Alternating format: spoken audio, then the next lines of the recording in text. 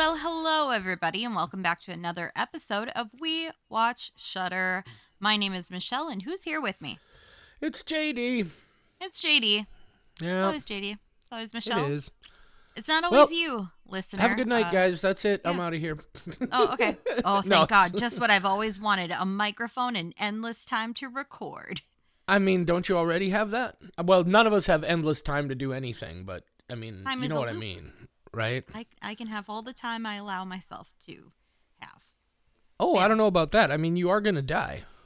Yeah, but I completely believe that when you die, your brain kind of has an explosion of different chemicals and you're never aware that you died and you're just stuck in this perpetual area. And if you believe in heaven, you're going to go to a good place. If you believe in hell, you're going to go to a bad place. Like whatever, your brain's going to not know how to But cope with its own demise. what if you believe in both? Do you go to both? Do you go to neither? What happens then? It's whatever your brain latches onto. I mean, for all you know, you could wind up on a planet with eyeballs. So then Um, the question, Michelle, the question immediately becomes, yeah, but I mean, eventually your brain stops existing. So then what happens?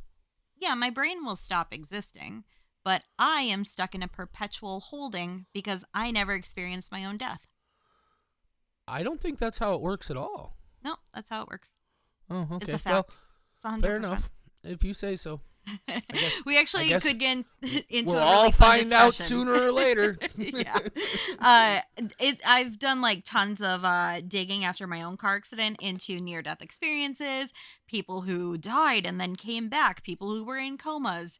And Um, there's so many theories, and that's just my favorite theory. I would like to point out immediately that nobody in the history of history has ever died and come back to life. Okay, their heart has stopped, their brain activity did not, and that's why they were brought back Yeah. in quotation marks. Yeah, I Captain just- Pedantic here again No, to look, save the day. look, no, this is a place where pedantry is an important clarification because Oh. this shit gets out of control. I was about to I- say, your hear thoughts on religion. Yeah. No, I hear it all the time. You know, like people are like, I died and I came back. No, you didn't.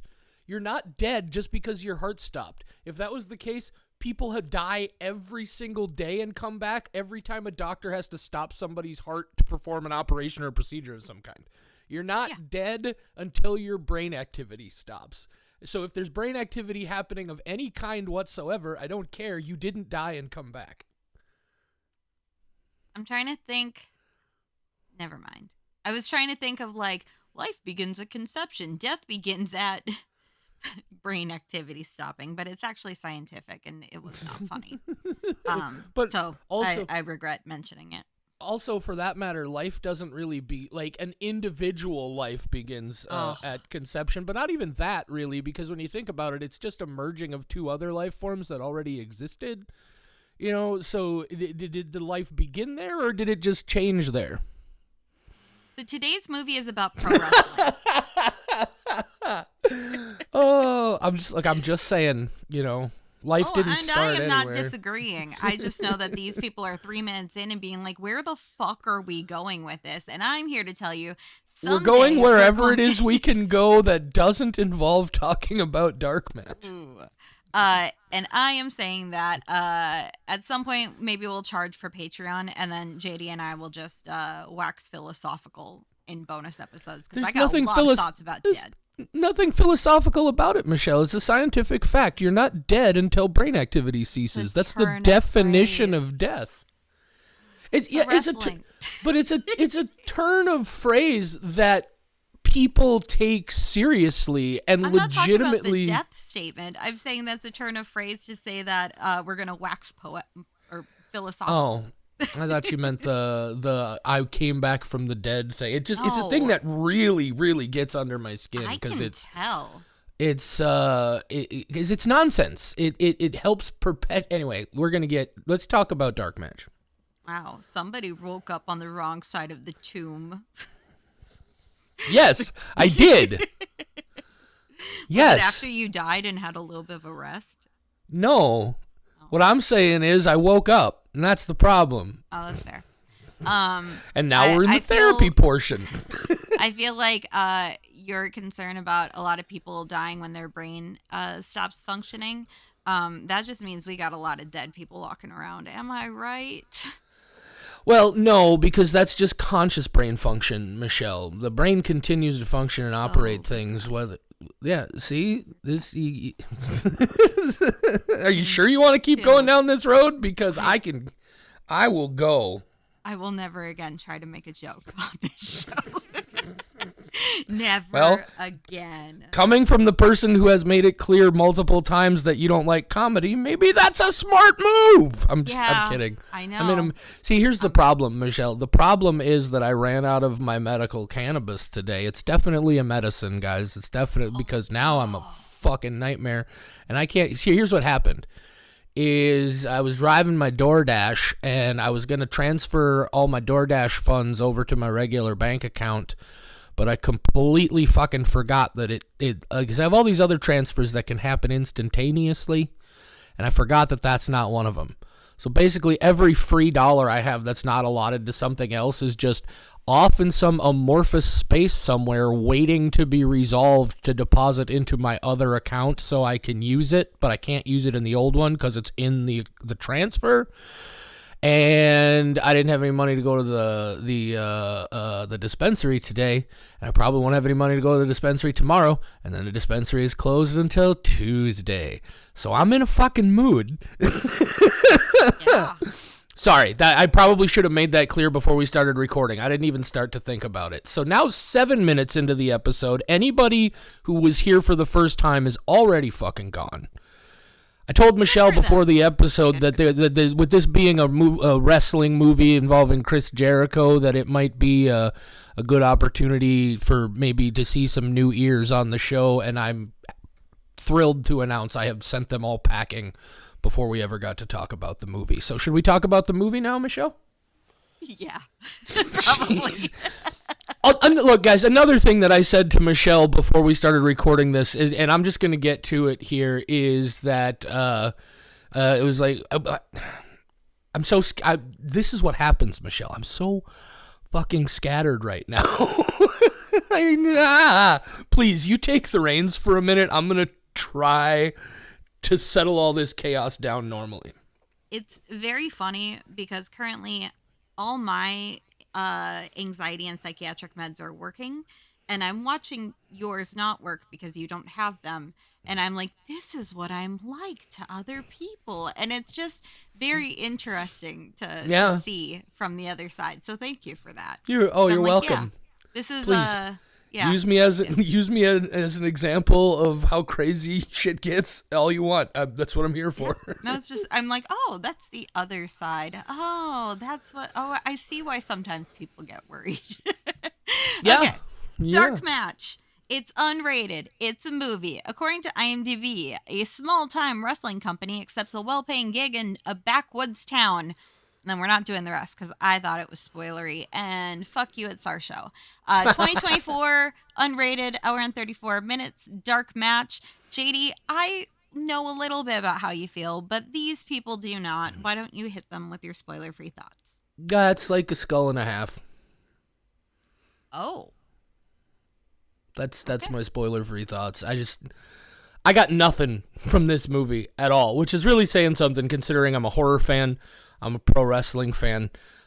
This movie did nothing for me. I was disconnected the whole way. I don't know. I fell asleep the first time I tried watching it, which is why I had to come back and watch the last 25 minutes later this evening, and we weren't able to record earlier. It just didn't land or connect with me in any way, shape, or form. I don't want to blame the film in any way, because that's just not what I do. But yeah, this did nothing for me. Skull and a half. Skull and a half from JD. Because my new rule is I'm only going to go as low as one skull unless you did something to actively irritate me. And this movie didn't do that. So yeah, we'll go skull and a half. Okay. How about you, Michelle? What are your spoiler-free thoughts? Yeah, I think I might have done a similar review like 2.5 years ago, but we were very different people then, and I thought it was funny, so I'm going to say the same thing that I know I've said on this show before, and that is God! Oh, no. Oh, no. I'm sorry. My dog just ripped the most disgusting fucking fart I have ever smelled. Holy shit, Riley. Jesus. Riley, God, give us your thoughts on the movie in a Oh better my way. God. Sorry, I'm sorry. I did not. Holy shit. I thought I was going to pass out for a second. Anyway, I'm I love sorry. Please dogs. Jesus. Oh, what the fuck did you eat, buddy? God damn. Oh, man. I'm going to have to go ahead. I got to turn this microphone off for a minute. Okay, sounds good. Um, well, my review is that this movie felt like edging. Because there were a lot of very, very good things it was lining up to do, and then it never took it to a climax that satisfied me. But there were many of those moments throughout the film, and I kept being like, ooh, I can't wait to see how they're going to use this thing. And then they would only like kind of half use the thing. Like, without getting into it in the spoiler section, or in the spoiler free section, there are certain themes that I feel like could have done a lot heavier, brutal stuff. That said, there's a lot of blood in this movie, and I love blood. The story, it's kind of wishy-washy, but you know what? I actually enjoyed this. It's not something that I would recommend to very many people. I would put JD on the list of people I would usually recommend this to, and now I'm So learning would that, I. yeah, now I'm learning that that would not work. So it's going to be a very niche group of people. It's not perfection, but it is enjoyable. And then it's a little confusing, but you know what? Sometimes you just got to lower your standards. Um, sometimes you just got to be happy with what you can get. And this, I didn't even have to lower my standards that much. That's a lie. I'm going to give it a 3. Michelle, you never, ever, ever have to lower your standards for anything. Oh, I don't know about that. Never, ever, ever. Don't tell my No comp. husband. He can't know that he has to have standards. We will have to get a divorce while he moves on to someone better. Do not tell him. I didn't. Well, no, I didn't. I mean, nobody can define for him, except him, what that standard is. I'm just saying, you always got to stick to your standards. I think his number one thing Jesus. he looks for in a woman is somebody who will let him play video games and not care. That's his like favorite thing about me. Well, then his standard is acceptable, and he has held Such to easy it. standards. Such Right? easy Look, standards. all I'm saying, I don't care what the standard is. Just stick to it. You know, don't compromise your standards for some other nonsense. Yeah, I guess. Unless I it's s- movie related. Anyway, so 3 skulls from Michelle, 1.5 for me. That's a 2.25 average if you do the math. I guess we're gonna talk spoilers now. Is that what we're gonna do, Michelle? Yeah. Yeah. We So, are. getting into spoilers, go watch the movie yourself if you don't want anything spoiled for you from here on out. Michelle, Uh-huh. tell people what happens in this movie. Okay. Dark Match. I went into it with no knowledge, and now I have knowledge from the film, but I feel like I'm almost back at the point of no knowledge again, which is very funny.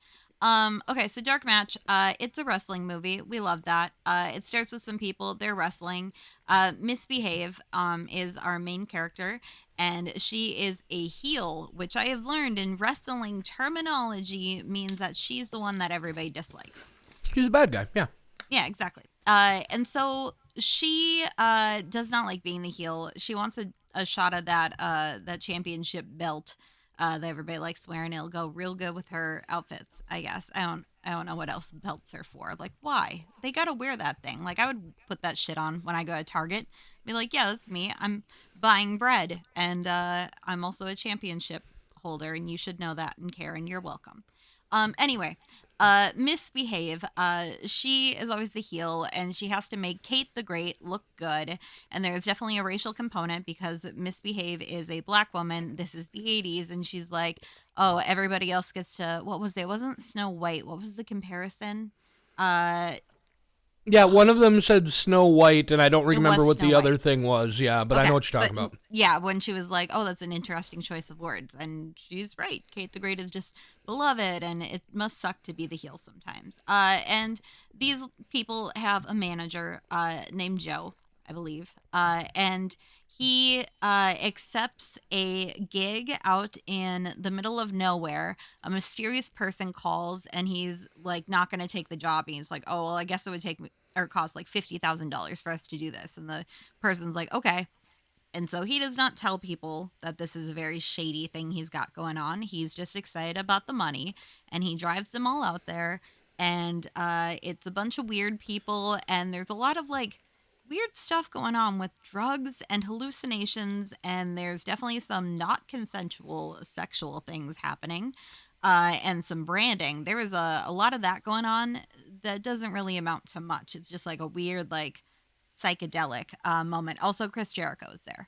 And he's very creepy. Or at least he's trying to be, except I heard his voice and I went, oh, Chris Jericho's in this. And I did not know before that, but I immediately like snapped back to my childhood in the trailer park. I went, you can take the girl out of the trailer park. You can't take the trailer park out of the girl. So these people are being paired up to do wrestling. You know, that's what they do. It's a wrestling movie. And the first the first group of people, because it is a tag team thing, go out there, and there's this whole thing that's supposed to sound metaphorical, but is very heavy handed. It makes it very obvious that bad things are about to happen, where they're like, 5 matches, 5 offerings. It's like, oh, okay, so you're gonna kill 5 people. I get it. I'm on board. I don't know how nobody else is on board. And each match is themed. And the first one is wind, and that means that we have a gigantic fan at the bottom of I almost said stage, the bottom of the ring. Ring is the word, right? At the bottom of the ring. They call that the ring mat.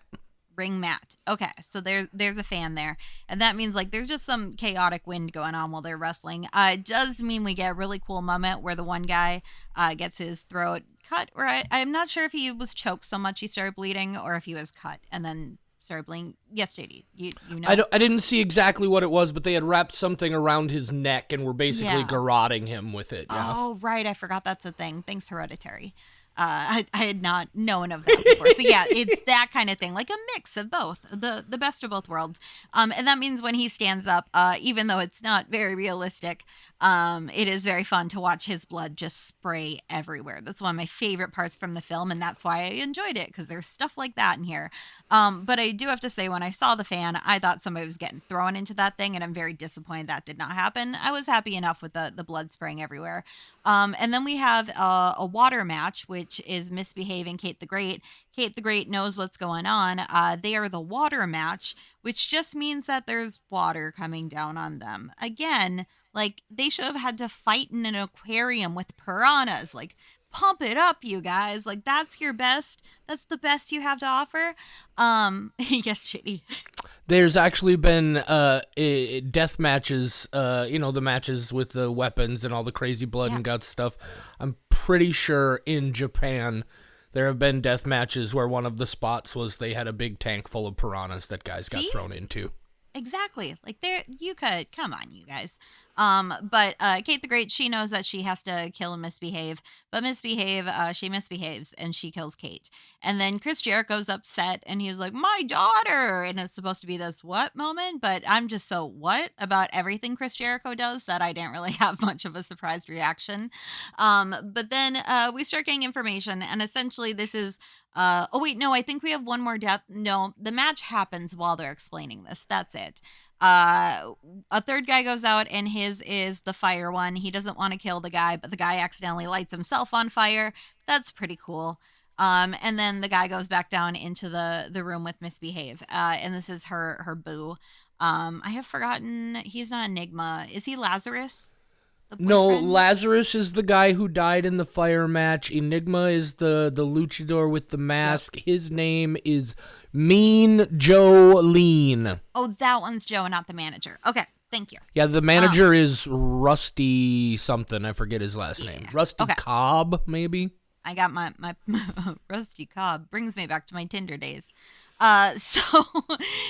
Misbehave and Joe are now hanging out in the green room, or whatever you want to consider that, and they're figuring out what's going on. And basically, Joe knows Chris Jericho because he watched wrestling back in the day when he was a little kid in a trailer park and got very excited for pay-per-view days. But on top of that, he also used to wrestle him, and this guy essentially took a lot of knocks to the head, is now a crazy cult leader, was supposed to win a match, didn't win a match, or kind of went crazy during the match, and then was never heard from again. And now apparently this is his cult of people. And they figure all this out. They figure out a way to escape. Essentially, the two leave. I'm trying to. It gets muddy. Here's what I do like about this part, and brought me back to caring. Was that Enigma goes out there and has what I thought was the coolest concept for a match. One where they really, really used it, where they shove his hands into glass and then shove his hands into like a sand or something, and then that is the Earth match. Yes, JD. Well, also, there was a pile of dirt in the middle of the ring as part of the Earth match, but once again, that's a thing that I've actually seen done. I'll have to send you a video. 1995, Ian Rotten versus Axel Rotten, ECW, Taipei Death Match. Glass, they wrapped their hands in tape and covered it with broken glass and beat the Christ out of each other. It's a bloody goddamn mess. Shit, I want to see everything that. You see in the matches in this is tied to something I've seen before. Even the guy getting garroted and then spraying blood everywhere because of a high-powered fan. I said tied to, not exactly like. What is that tied to? What similar situation? Oh, guys get choked with chains and shit in the middle of matches all the time. They got all sorts fan? of. Well, no, not the. I said. Yeah, but please the fan continue. part's that's the important part. Okay, anyway. Please continue. So Enigma, he has a cool fight, and then he dies, or so they think. He does come back later, but then he dies for realsies. Oh yeah, I forgot. Sorry, JD. He doesn't die the first time. He pretends to die. His brain activity is still active. See, that whole conversation had a point, and now everybody who sat through it feels very good about knowing they did not waste their time.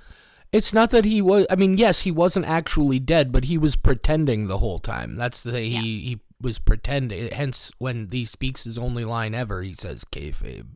Yeah, because his brain was active. Michelle, have you noticed that I'm interrupting a whole lot more tonight?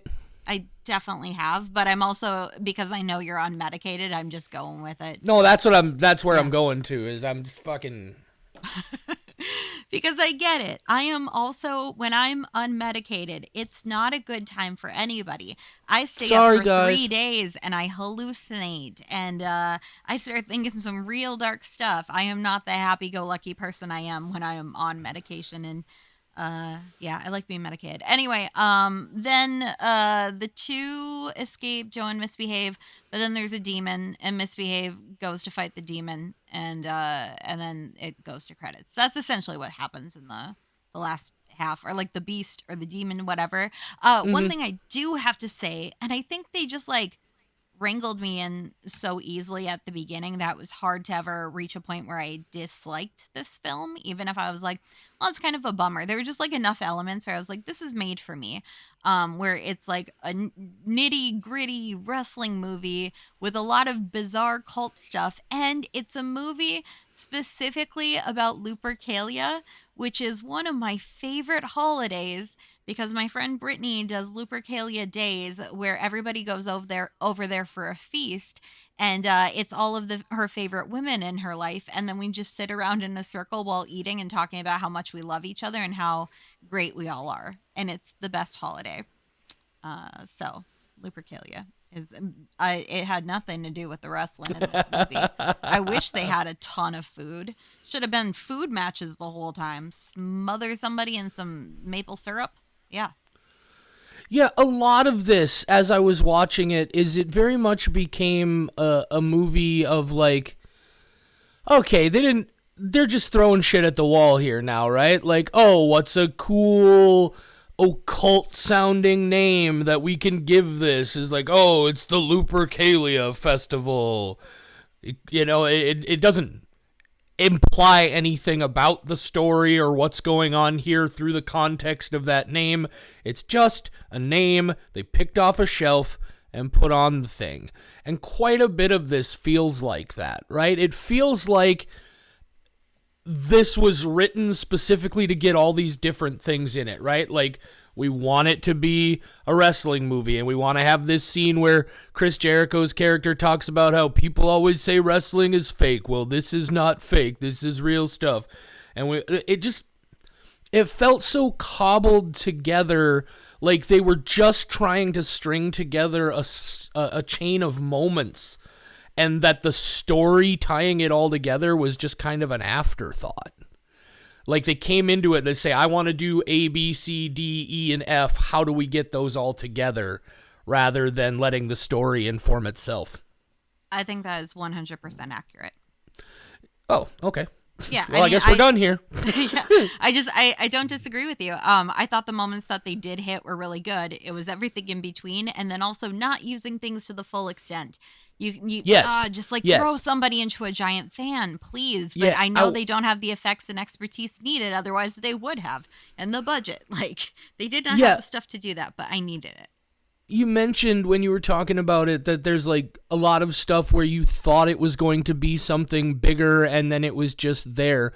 Like there's the whole thing when they're on their way to the matches, you know, after the opening scene, and they take two different vehicles, and then the van just kind of like breaks down, and there's this whole thing where the wrestlers have to get out and fix the vehicle. While the promoter, they call him a manager. He's a promoter. Manager would be a character that performs on the show. I'm surprised Chris Jericho didn't do anyway. But like even that, like that felt to me as somebody who knows a lot about wrestling and has read a lot of stories about guys wrestling on the indies. That whole element of like, it seems like the whole reason that was there was just to have a scene where the promoter made the wrestlers get out and fix the car for him. Right? Like that's because it never goes anywhere. They fix the car and they get to the house and they're just later than everybody else. And that's it. You know, so it felt like it was just there to have that moment. Other things, like you mentioned, there's a lot of stuff in the matches. Like they call it an earth match, and there is a pile of dirt in the middle of the ground, but the match itself doesn't have anything to do with the big pile of dirt, which again is ridiculous because there is a well-known thing in pro wrestling called a buried alive match, where the whole point is to throw your opponent in a pit and cover them up with dirt like it's a grave. But they didn't, you know, so there it felt like, oh, we're calling these the earth, air, fire, and water matches just because we want to bring that sort of like basic level occult reference into this. You know, the whole thing where it's like earth, air, fire, water, and spirit. It's like, okay, so you're Captain Planet now? You know, you got spirit instead of heart. It just, again, it seemed, I don't want to sound arrogant here, but I'm going to. This seems like somebody who doesn't really know a lot about occult stuff and only knows terminology and surface level things that maybe they learned from heavy metal records, Chris Jericho, wink, wink, and they're just throwing it out there. They don't know what any of it means. They don't care about any of the implications of it, and that's fine. The problem, though, is if you do know what those things are and you do care about the implications of it, then this doesn't work, and that was my issue with it the whole way through. They make a big deal out of like, oh, it's supposed to be a dark match, which is just technical terminology for a match that isn't televised, which in the early 80s is not something that would have been a huge deal. They would have called it a house show, not a dark match. A house show is a show where a bunch of matches take place, but they're not televised. It's just for the live audience. So why it feels like, oh, we want to call it dark match just so we can say dark, you know? And then just all sorts of little things like that. Why were they shooting the videotapes? They made it seem like there was both. Like at one point I thought, oh, the Prophet is here, and his whole thing is he wants to make these fucked up videotapes with people, you know, actually dying in wrestling matches. But then those other people are actually running the satanic cult, and maybe there's two different things happening at the same time here. Nope. Turns out that whole thing with the videotapes just goes out the window. No explanation actually about what they're really for, because it turns out the whole point in the end was to summon the demon thing. And then if you're going to summon the demon thing, they specifically put on the poster, which, why is there a poster inside this isolated? Why would you make a promotional poster for something you're not going to promote? I don't get it. But it's got the 4 matches. Every wrestler we know from the show is on those matches, and then it's got the second the last one, which has question marks, right? So we don't know who's going to be in the match. Now, logically, you could say, of course it's going to end up being Chris Jericho, and I'm with you there.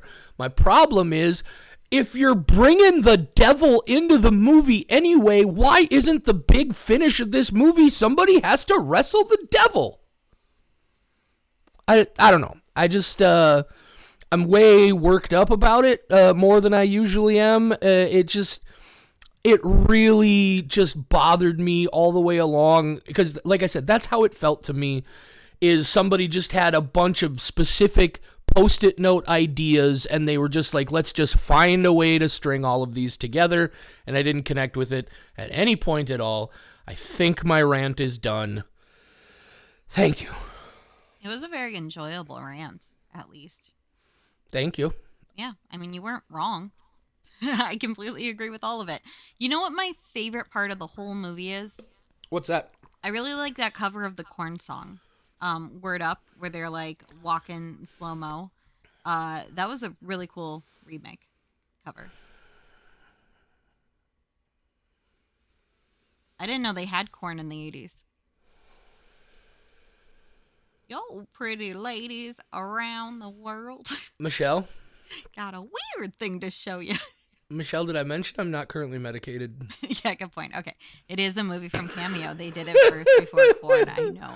Yeah. They even list the name of the band in the subtitles, by the way. Oh, that's what that meant. Yeah. I seriously, like, I went, that's a weird subtitle, because the thing is, I'm hyper aware of subtitles. And, and there were some that were off, and I didn't even make the connection of the song. I went, there's somebody who's doing a cameo? Why did they put this in the subtitle? And did not I was going to say, process. you just named the band yourself, and you didn't catch that. It's because it was lowercase. I was very confused.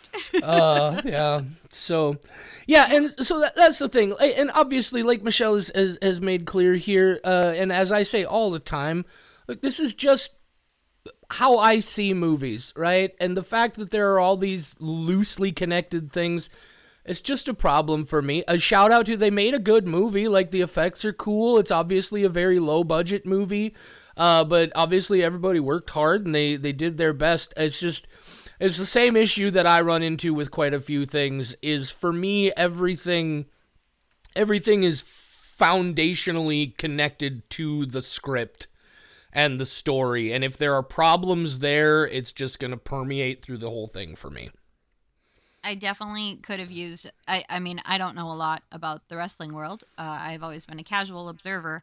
So how you feel about the frustration with the wrestling stuff is kind of how I feel about the pagan stuff, because I'm like, Lupercalia, I'm so excited for this. Yes, a celebration of health and fertility. Also annoyed me. And then nothing happens. Yeah, like I know a decent amount about occult stuff and, ancient mythological stuff and that sort of thing.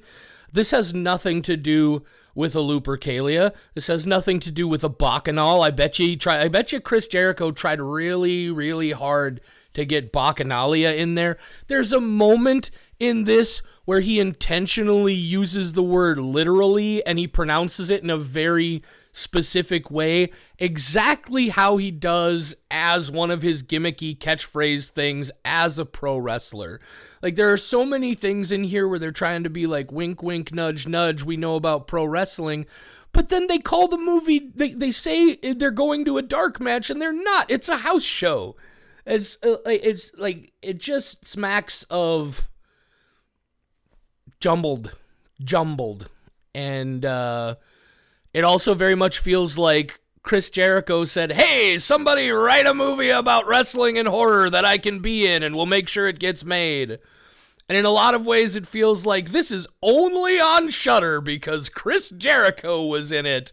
And I'm getting a lot crankier and meaner than I normally get with these things, and I'm sorry. I mean, they did botch one of your favorite things, so... Well, also, in the movie's defense, I saw it on the day where I'm not medicated, so who fucking knows? It's, that's the other thing is, sometimes you sit down to watch a movie and your fucking blood sugar's all out of whack, and you go back and watch it when you're, feeling fine, and you're like, oh, what was I so cranky about? I don't know, maybe I'll watch it again someday, probably not. Give it a 5. After you're medicated, please do watch it again. And I estimate that were I medicated, my score would have perhaps elevated from a 1.5 to a 2. What I wouldn't be doing is ranting so hard about the things that I disliked and coming borderline close to telling somebody they made a shitty movie, which is not something I ever want to literally do. It's not something I ever want to literally do. Chris Jericho. And it wasn't a shitty movie. I kind of liked it. Okay. No, and again, you know, it's I have that fight again. I had that fight again with somebody where I was just like, no, man, it's like the language matters. And yeah, everybody, well, not everybody, but a lot of people know when you say this movie sucks, what you mean is that you didn't like it. But there are implications in that, and it's founded in a mentality, and trying to change that mentality is what I'm trying to get across. And it's really hard to maintain that mentality today because, man, this movie did not work for me. Well, some movies do suck, and that's called porn. So, have you considered that, Captain Pedantic?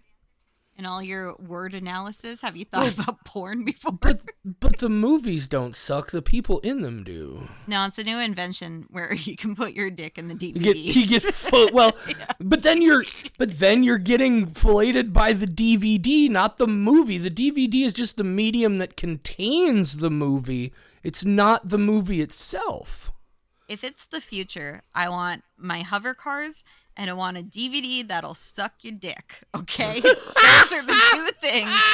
I thought the Jetsons prepared me for 2025, and that we'd be an advanced species, but I still can't put a dick in whatever I want. Flying cars and blowjob machines, am I right? Am I right? I ain't wrong. Plus, I found out the blowjob machine actually does exist. We'll talk about that another time. Oh, it definitely does. Yeah, I can send you the whole sex technology conference that they had this year had some very interesting developments. No, that's okay. You can keep that to yourself. That's I made a wish list based on those sex robots. I never make. Here's the problem with those things is every time I look at them, I'm just like, oh, that's way more than I'm willing to pay for something I can ultimately, at the end of the day, accomplish myself if I really want it bad enough, you know? Like, I can't suck my own dick. That's definitely not a thing that I'm going to... What I'm saying is, like, if I want to come, I can come, right? That's not a whole thing. And then I'm looking, I'm just like, $400 to make this feel like somebody else is doing it every now and then? That's ridiculous. I can get a real person to do it for less than $400. Oh, yeah, definitely. I know so many people who got through COVID that way. We don't have to get into it. Okay. Wait, they got through COVID prostituting? That's weird. They lost their job and, you know. No, but I mean like actual physical contact prostituting? Because it seems like during COVID, that would be the worst. No, I get it, but it was the same I thought maybe you were talking like OnlyFans types of things. I didn't realize people were, because like I get losing your job during COVID, but then like physical contact is the most dangerous thing you could do during COVID. But it was only them, and it was isolated. It was I see. Yeah. It was the same person. It was like a sugar daddy kind of situation. Yeah, that's a good okay. No, that's fair. That's fair. I gotcha. Sometimes you gotta hustle. Side note, by the way, no shame in your game on sex work from the folks here at We Watch Shudder for legit. No, I don't care. Do whatever you gotta do, make that money. I was just like, man, that seems so risky in the COVID times. But no, yeah, if it's we are pro sex work, but we do want you to be safe. Be safe. Yeah, exactly. That's the whole thing. Yeah. We are especially about safe sex. Get paid to fuck people. Do you get paid to fuck people? Send me an email. I'm gonna have some money again in the future. I got references I can give you. They'll tell you I'm a safe and trustworthy guy. I'm just saying, please, be safe. There's enough things out there. Are enough dangers that sex workers have to face in the world today as it is. Don't go out there just random fucking in the middle of a pandemic. That's my advice to you today. Don't go out rando fucking during a pandemic. We definitely need that on a poster in the break room, just of every workspace, so that they all are reminded. Don't go out fucking in a pandemic. Stay safe. Yeah. At condoms least, won't keep you safe from COVID. No, they won't. They will not. They won't keep you safe from a lot of things. They won't. So They won't. fair. Like they're not gonna keep you safe from I have so many siblings that way. I don't Yeah. know, like hepatitis. You can get hepatitis without a condom or with a condom. Nope. What the fuck happened to this? So we're definitely done talking about Dark Match, yeah? Yeah. Anyway, Lupercalia, it's about fertility. See that past conversation for the last 3 minutes also had something to do with the movie. You guys, You're we right, are you're right. professionals. We never just get off track and forget that we're recording and just have a conversation as two friends who, like to go off topic and get into some crazy territory sometimes. That's not a thing we would ever do. We would only bring you the highest quality content, and we would edit out anything that felt unnecessary to guarantee that your experience is 100% of the time a good experience. I see, Michelle. I think what a lot of people maybe haven't figured out, some of them definitely have, but maybe what some people haven't figured out yet is that this is the show now, right? The horror movies are just an excuse to get together and start a conversation at this point. That's, look, 50-50, if I'm being fair. We do love horror movies. We are here to talk about them. But sometimes no. we watch it because it's on the schedule, and then we don't have a lot to say, which Like is why this we are one. pivoting to more movies that we know that we have strong opinions Yeah. on. What's funny is for our Christmas episode, we had talked about socks for like a good 8 minutes. And I was like, oh God, oh no. But I like talking about socks, so fuck it, it's our show. And then I was listening to one of my favorite podcasts called Get Played. It started as How Did This Get Played, like a spinoff of How Did This Get Made, and they used to play the worst and weirdest video games. But then they were like, we can't just do this every week because I hate that I just have to spend so much time playing the worst unplayable games. And we need to just talk about video games in general. So it's those three. And the day after recording our episode with a very long discussion about socks and what makes them good and my evolution through socks and all of that, driving to my aunt's place, the podcast episode that we were listening to for Get Played, an actual professional podcast, they spent like 15 minutes talking about socks. And I wasn't even listening to the Christmas episode. It was just the one that I'm super far behind on from like a year ago. And they talked about socks for 15 minutes later, and I felt much better. And I feel like the universe sent that to me to say, it's okay that you two just be crazy. Yeah, well, and that's the thing that I've figured out about podcasting, which I had to start podcasting myself to figure out. I'm sure it's the kind of thing that some people just understood inherently. But yeah, I mean, the hook, the gimmick that gets people to pick up your show for the first time is important, right? For us, it's horror movies. For some people, it's sports or other kind of movies or whatever. But any podcast that survives long enough is 100% the result of we came to listen to people talk about horror movies, and now we're coming specifically to listen to you talk about whatever it is you're going to talk about. And it's still horror movies, we're still centered around that. But yeah, at the end of the day, what makes the podcast great is not the content, it's the hosts. And that's us, and we're fucking awesome. Whoa. I don't know why that got was all aggressive real like that. aggressive. I know. Did you know, Michelle, that this movie was made by the guy who made Wolf Cop? Yes, but I've never seen Wolf Cop. You've never seen Wolf Cop? No, because I always go to check out like the big cast members and some of the production people. And then I go and look at the IMDb page, and I saw Wolf Cop was like his highest rated thing. And I always try to take one thing away, especially if I didn't like a movie. I'm more likely to take away something from a writer or director's profile of like, I'm going to go watch this one thing to give them another chance and just see if I like, cool, do I like something else that they did? That's like a thing I like to do. And I found one of those things on Lowell Dean's page, and that is Hi Opie. It's an entertaining and heartwarming live-action preschool series that follows the social, emotional, and intellectual escapades of 5-year-old Opie. He's just a little orange guy, and the pictures make him look like a very sweet little guy. And it's made by Jim Henson, and I'm gonna go watch like 2 episodes of Opie to see if it's anything like Dark Match, and I hope it is. Well, Michelle, you understand that the reason he's credited on Hi Opie is just because he directed the opening title sequence, right? Yes, and that's the part I'm gonna watch. Oh, okay. I was gonna say you're not actually gonna. That. You're not going to go watch all 59 episodes of a show that this guy just did the opening title sequence Not all on. 59. I am going to watch one episode out of curiosity because they are short episodes and I've never heard of this fucker. I just want to know who Opie is. Fair enough. It does, I will say, it does surprise me that you, of all people, have never seen Wolf Cop. That does strike me as the kind. I've never even heard of this before today. Are you serious? Yeah.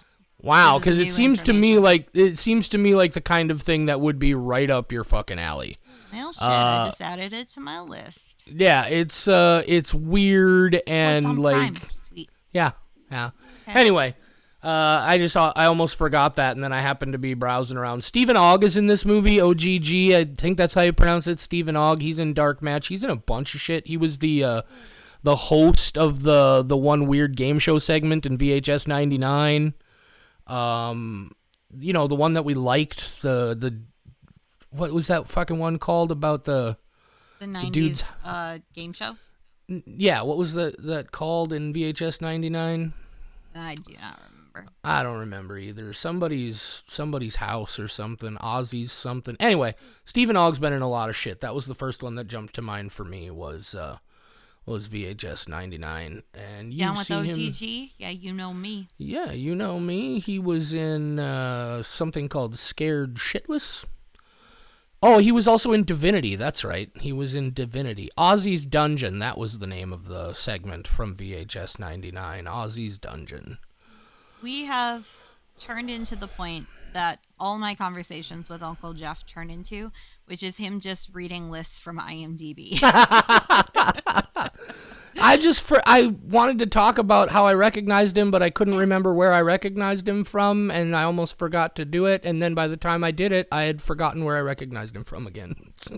I would be a very different person if IMDb doesn't exist, and I hope that one day when society collapses, this is one of the things that makes it through. I'd be a very different person if I was medicated properly, but, that's a whole nother discussion. Oh, fair. Okay. Oh, do you have anything else we need to talk about, Michelle? Nah. No, hey, I guys, didn't even think I have no idea how it's 47 minutes. So, the audience does. They're like, yes, it should have ended 30 minutes ago. Well, and that's, there's another thing that I did want to mention, but I got sidetracked when we were talking about the show and what goes into these shows and why people like them, is, I used to always be like, man, I don't know how we're going to get a full episode out of this movie. And now I'm just like, oh, we'll find a way. We'll find some shit to talk about. We'll make a full goddamn episode, that's for sure. And here we are. Every time we go above 30 minutes, every single time, which is 99% of episodes, I do think back to the first time that we got a review, and it was a positive review. And I think that's why I have it memorized, because somebody actually liked the show, and I did not expect that. And it was something along the lines of JD and Michelle have great opinions, even when they disagree. And the episodes are nice and short, so easy to consume. And that was the very first positive review we ever got. And now all of our episodes are twice as long. We went from 20 to 30 to now 40 to 50, 60. That's all right. People love us. As long as we stay most of them under an hour. I feel like if we don't right become about that hour longer mark than the movies that we complain about being too long. Oh, do you mean that we shouldn't be a fucking 4-hour long Joe Rogan Experience podcast, Michelle? Who has time in their life to listen to 4 fucking hours of a podcast like every day? I do. But Jesus. That's a whole, I consume way too much content. Anyway, fuck Joe Rogan. That's what I'm here to say. Well, it's I almost said something that I don't want to be public knowledge. Never mind. Michelle, the whole reason this, because somebody said it on the internets the other day, and I was like, that's a perfect encapsulation, is the whole reason we're in the ball of shit that we're in right now, politically and governmentally in this country, is because a whole bunch of fucking dumb shit dickheads who've been listening to too many goddamn podcasts for too long genuinely believe they know what the fuck is going on in the world and have a handle on how everything can be fixed. And so they decided to do everything they could to fucking take the place over. And now they're finding out very quickly they don't have a fucking clue how to do anything. And they're just... Anyway. What does that fuck do with RFK Joe Jr. Because Joe Rogan is the lead podcast that drives Gotcha. these fucking dick brains. And he's a fucking dick brain. He's a fucking idiot, and none of you should listen to him. And I'm just some jackass in Fargo, North Dakota that maybe 100 people listen to every week. And so it doesn't matter. But fuck that guy. And fuck everybody who follows along with everybody who fucking plays his goddamn games. Michelle, I have a team of transgender players who used to come to my trivia game every weekend. Since Trump was inaugurated, I haven't seen them. Yep. Fuck you. You know who I'm talking to. Anyway, happy news, Michelle. It's midnight on February 1st as we record this. In 12 hours, tickets go on sale for Darkest Day of Horror Film Festival. On sale at noon today. We just announced a couple more features today to get them out there. We're playing a film called Saint Drogo. A very folk horror, Lovecrafty thing, also super gay, and I was watching the movie and I was like, this is a really good horror movie, but really I just kind of want to program it for how unabashedly, openly gay it is, because I want to watch people come and sit down in the theater and be made very uncomfortable by shit that should not make them uncomfortable. There's a part of me that really wants to see that experience and maybe open some people. Because look, if there were... I need my medicine, Michelle. Anyway, the other movie we announced is A Witch Lives in the Attic, first-time feature from Lilith Crimmy and Pastel Stairwell Productions. Lily is a trans filmmaker from Buffalo, New York. That film was selected for and won the Best Regional Feature Award at the Buffalo International Film Festival, and we're going to be playing that. I'm excited. I'm very excited. I'm curious how well, because we got 140 days that tickets are going to be on sale. Almost 6 months or 5 months that tickets are going to be on sale. I'm curious to see how it goes day one. Do not be disappointed if there are zero. In our area, I won't. people never get tickets day one. I know. They do not.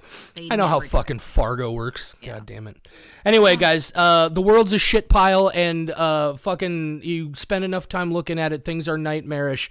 So you just got to find the happy moments where you can, and that's what we're trying to do. Yeah, you definitely found so many happy moments with this movie that you did not enjoy. And No, then that's the just reminder that politics exists. Right, but that's why I'm trying, Michelle, that's why I'm trying to end on refocusing on something happy. Oh, My okay. point is, it's easy to get carried away with the big things, and the way you get through that is to anchor yourself on the small kindnesses and the small happinesses and the small day-to-day incremental things. My So small don't. happiness It's is okay. that I got a dry erase board that is a college rule line or Yeah. college line, and I can dry erase on my little like notepad now, and that is my small happiness. It's the only thing that keeps me. Take every one of them you can get, and that's not even a joke, guys. Like, shit is rough right now, and it's just gonna be getting rougher. Fucking plane crashes into a helicopter, and we blame DEI. So yeah, do your best. Try not you get those things out any way you need to, and then find yourself an anchor. And because don't let yourself stay there too long. I've already spent way too long down there, and I'm trying to keep pulling myself out as best I can. But we love you guys. Yeah, stay safe. It's just fucking 3 weeks in a row now that they haven't been to my game, and I'm really nervous that I'm never gonna see them again. Just because they don't feel safe anymore, and that's fucking stupid. Say good Well, night, JD. Good night, Michelle.